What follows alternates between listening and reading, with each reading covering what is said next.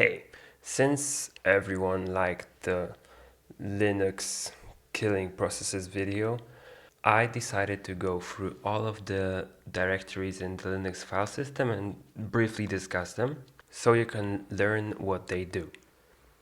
Now, first of all, remember that different Linux distributions use these directories in different ways.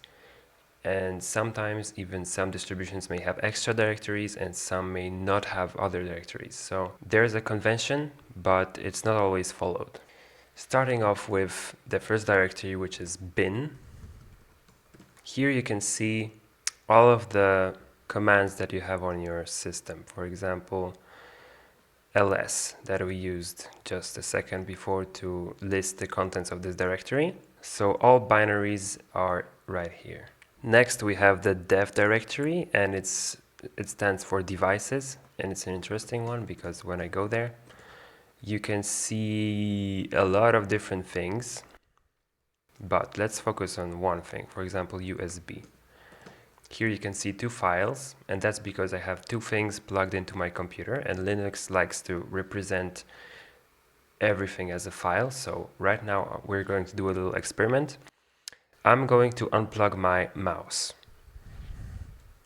And now let's check again. You can see that one device has disappeared. Now I plug it back again, and it's here. Next we have the etc directory, and I like to think of it as editable text configuration. Some people say it's for etc. Okay. Let's get into it and let's see. Here you have different programs. For example, you may recognize Nginx and the configurations of them. So you can think of it as a directory to change the settings of different programs on your PC. Next we have the lib and lib64 directories. It's where the library files used by system binaries exist. Lost and found, this is an interesting one, and it's where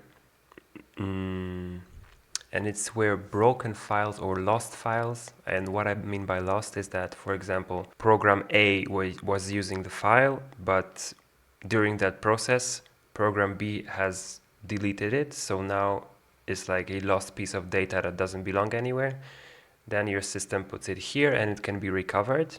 Next we have the opt directory, and it's where manually installed software goes, usually, not always.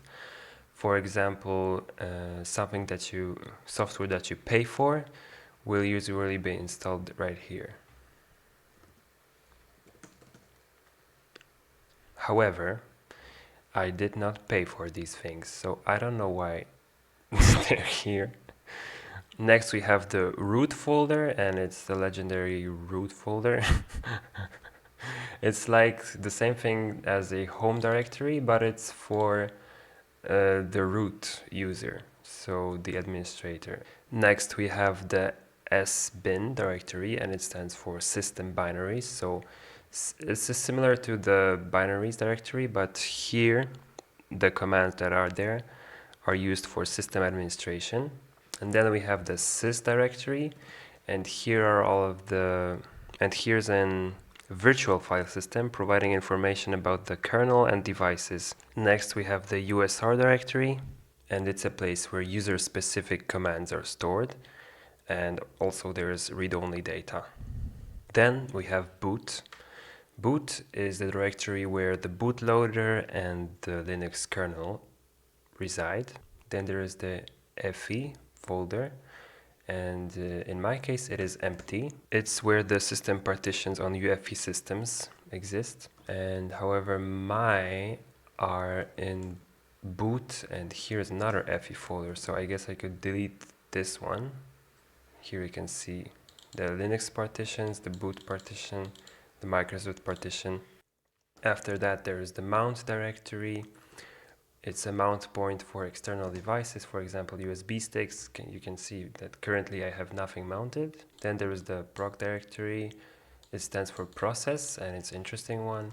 When you go there you will see that each running process has its own directory here, and their names here, the numbers are their PIDs, their process IDs. So if I go, for example, to 169, and I check it.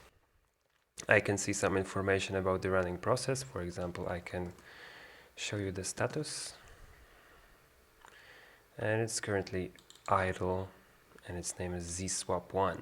Then there is the run directory, and it contains system runtime data. We have the srv directory, which I think I don't have access. Oh, I have access.